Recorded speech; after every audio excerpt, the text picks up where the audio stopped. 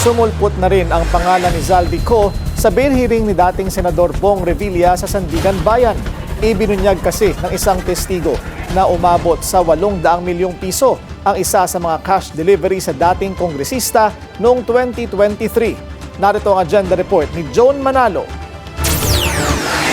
Nagawit na rin si dating House Appropriations Chair at resigned ako Bicol Party List Representative Zaldico sa bail hearing para sa kasong malversation na kinahaharap ni na former Senator Bong Revilla at mga dating opisyal ng DPWH Bulacan 1st District Engineering Office. Sa pagtestigo ni dating DPWH Bulacan 1st District Engineer Henry Alcantara sa Sandigan Bayan 3rd Division kanina, tinanong siya ni Chairperson at Associate Justice Carl Miranda tungkol sa pamamahagi ng listahan ng mga proyekto sa mga proponent.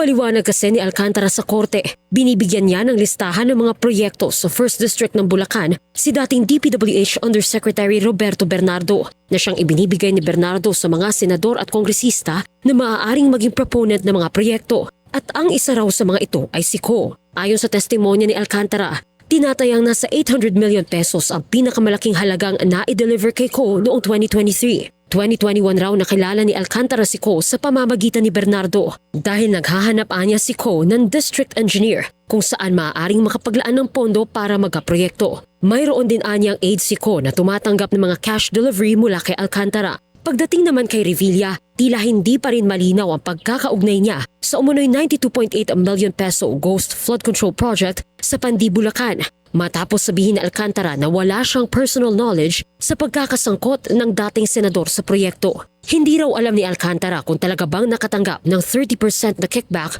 mula sa proyekto si Revilla dahil nabanggit lang daw ni Bernardo sa kanya na sabing impormasyon at wala na siyang ibang hawak na ebidensya. Bagay na ikinatuwa ng kampo ng dating senador. Mariinding itinanggi ng abogado ni Revilla na nakatanggap ng 30% kickback o commitment ang dating senador mula sa flood control project. Yes, very, very false. Ano bang gusto niyo sabihin? 1,000%? 100%? It's totally, absolutely false.